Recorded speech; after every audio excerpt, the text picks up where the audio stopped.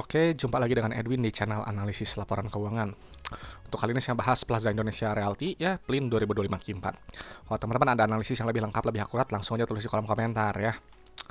Oke, sekarang untuk PLIN kita turun dulu sebentar ya. Selalu kita cek yang pertama itu adalah riwayat pembagian dividennya dulu. Nah, memang untuk PLIN ini riwayat pembagian dividennya jelas ya, tuh bagus 2002. Tapi yang terpenting 3 tahun terakhir aja ya. 2022, 2023 dan 2024 ya, dan tahun yang 2025 dia udah bagi interim ya. Jadi ini adalah perusahaan yang baik. Kenapa? Karena ada pembagian dividen. Ya, artinya perusahaan itu terbukti untung dan punya kondisi keuangan yang sehat. Gitu. Jadi yang seperti ya kita bisa lihat lebih lanjut ya. Oke, ini oke. Nah, sekarang kita langsung ke bagian kas tarakasnya dulu. Nah, di sini satuannya ribuan ya, ribuan. Oke, kita harus lihat untuk kas tarakas. Kenapa? Karena kas tarakas ini adalah jumlah uang yang ada di dalam dompet perusahaan. Si uang ke sini punya fungsi untuk bayar operasional, ekspansi usaha, dan juga untuk bayar pinjaman ke bank. Jadi nilai nggak boleh terlalu sedikit ya. Dan untuk posisi PLIN, kasnya ini dia naik sekitar 48 miliar ya. 48,8 setara dengan 6,9%. Ya, ini bagus ya, menguat, tapi detailnya pasti kita cek di laporan arus kasnya. Selanjutnya kita lihat ke saldo labanya dulu ya, saldo laba yang ini nilainya. Ini adalah total akumulasi keuntungan yang telah dihasilkan perusahaan dari semenjak perusahaan ini pertama kali berdiri sampai sekarang 2025 Q4. Nah, jadi PLIN dari dulu pertama kali berdiri sampai 2025 Q4 itu telah menghasilkan total profitnya sebesar 10,3 triliun. Ya, di luar dividen yang telah dibagikan. Jadi ini adalah perusahaan yang baik. Bener kan tuh, ini juta, miliar kali 1000 ya, triliun gitu. Jadi ini adalah perusahaan yang baik. Kenapa? Karena saldo labanya positif ya, dan juga dia bisa bagi dividen artinya. Nah, sekarang selanjutnya kita lihat ke ekuitas miliknya ya, yang ini nilainya. Satu lagi. Oke ya, di sini kita lihat ya untuk apa namanya, KNP-nya 0. Kita lihat ya untuk rasio saldo laba terhadap modal awal di 10,32. Artinya PLIN telah profit sebesar 10,3 kali modal awalnya ya. Jadi punya modal semiliar, telah profit 10,3 miliar di luar dividen yang telah dibagikan gitu. Jadi ini memang sangat-sangat baik ya. Nah, PBV juga memang cukup murah ya, di 0,78. Potensi profitnya 27% kalau dia mencapai ke book value-nya ya, dan juga nilai tambahnya dia juga memang udah dihargai di bawah saldo labanya di 0,86.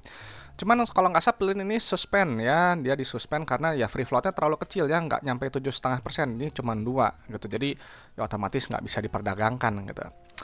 Oke, selanjutnya kita lihat ke laba ruginya ya. Kita lihat laba rugi pendapatannya dulu. Kenapa kita harus lihat laba rugi gitu ya, pendapatan gitu, karena untuk melihat pertumbuhan perusahaan ya. Di sini memang pendapatannya naik ya 1%, bertumbuh sekitar 15 miliar ya. Nanti pendapatan dikurangi oleh harga modal barang atau jasa, nanti kita dapat menghitung laba bruto yang ini nilainya. Nah, ini bagus ya, kita harus melihat laba bruto karena laba bruto ini untuk melihat inti efisiensi perusahaan lewat gross profit margin. Jadi misal dengan ini 68% ya, artinya teman-teman kalau misal jual barang 100.000 itu ambil profit kotoran 68.000 ya, gede, besar, ambil keuntungannya besar gitu.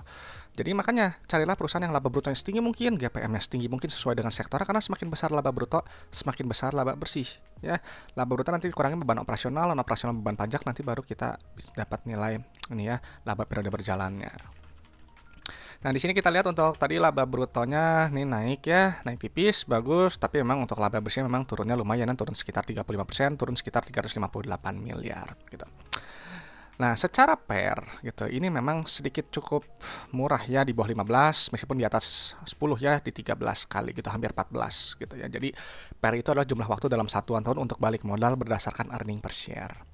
Ya, jadi kalau bisa beli pairnya 13 ya hampir 14 lah, pair 14 ya, setidaknya holding period 14 tahun ya, jadi harus jangka panjang gitu. Jadi kalau memang teman-teman hanya fokusnya pergerakan jangka pendek, nggak usah capek-capek hitung pair, analisis laporan keuangan atau analisis fundamental, nggak usah gitu.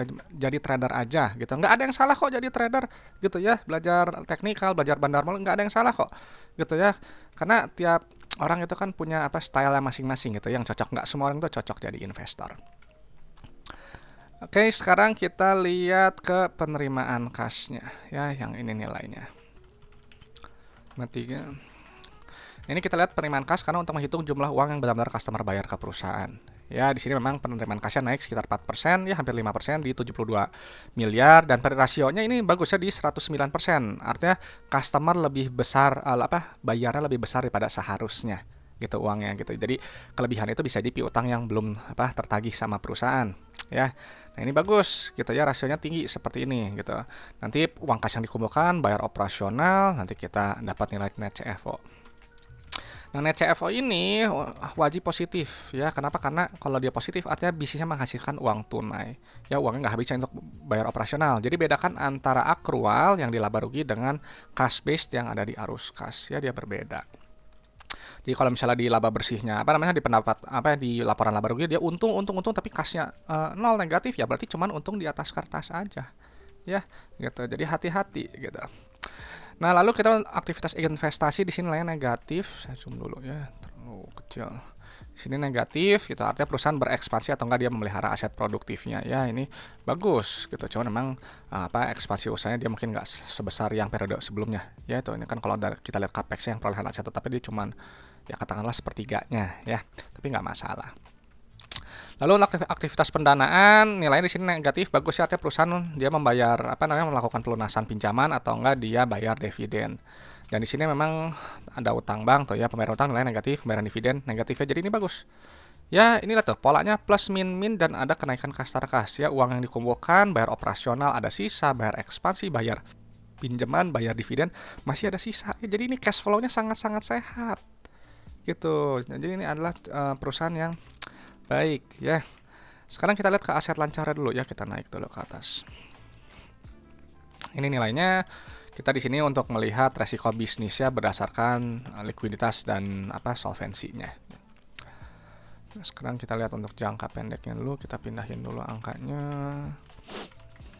Nah, di sini kita lihat untuk rasio lancaran nih kuatnya di 1,5 gitu ya, rasio kas juga di 1,2, cash flow juga kan sehat ya tadi. Jadi ini saya rasa rendah resiko. Ya, lalu untuk utang banknya, short term debt-nya, dividen, biaya ini ambil satu poin aja ya, satu pos yang ini aja. Kecil juga ya, maksudnya debt-nya. Lihat aja tuh 198 rasionya ya, tinggi sekali. Jadi utang depan mata yang harus lunas dari setahun itu sekitar 3,7 miliar. Tapi uang di dompet 753 miliar. Jadi ini nggak berarti gitu ya, langsung aja lunasi gitu. Jadi nggak ada masalah likuiditas. Lalu untuk liabilitasnya yang ini nilainya kita pindahkan angkanya. Di sini dia rendah ya di 0,13. Untuk long term debt-nya ambil yang ini aja, kita pindahin dulu.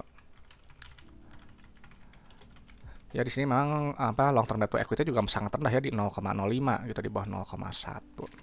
Nah, jadi Plin setelah dipindahkan data-data keuangannya, Plin ini adalah perusahaan yang baik ya. Kenapa? Riwayat bagi dividennya jelas gitu ya, 3 tahun ke belakang bagi dividen, artinya perusahaan ada nilai tambah untuk pemegang sahamnya. Ya, saldo laba positif telah profit sebesar 10,3 kali modal awalnya ya. PBV cukup murah di 0,78, potensi profitnya 27% gitu ya. Tapi ingat ini lagi disuspend ya. Jadi ini hanya sekedar data yang supaya teman-teman bisa tahu aja.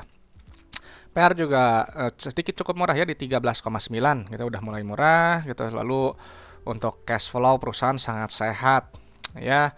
Terus total debt memang ada kenaikan tipis tapi nggak berarti. Kenapa? Karena likuiditasnya sangat kuat ya, dan untuk jangka panjang juga sangat-sangat rendah resiko ya. Jadi untuk likuiditas, solvensi ya rendah resiko, perusahaan ini bisa dibilang sangat-sangat baik saya rasa gitu. Tinggal masalah harga aja cocok atau enggak ya kalau misalnya udah nggak disuspend gitu.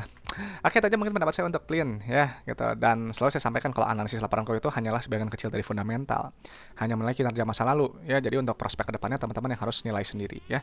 Dan juga saya nggak bahas harga saham naik atau turun, harga saham kita kembalikan ke mekanisme pasar ya. Dan juga untuk valuasi hanya pakai PBV dan PER ya. Jadi kalau teman-teman ada metode valuasi yang lebih baik gitu ya, silahkan digunakan gitu ya, karena metode valuasi itu sifatnya subjektif dan relatif, berbeda untuk tiap orang, jadi nggak usah diperdebatkan gitu ya.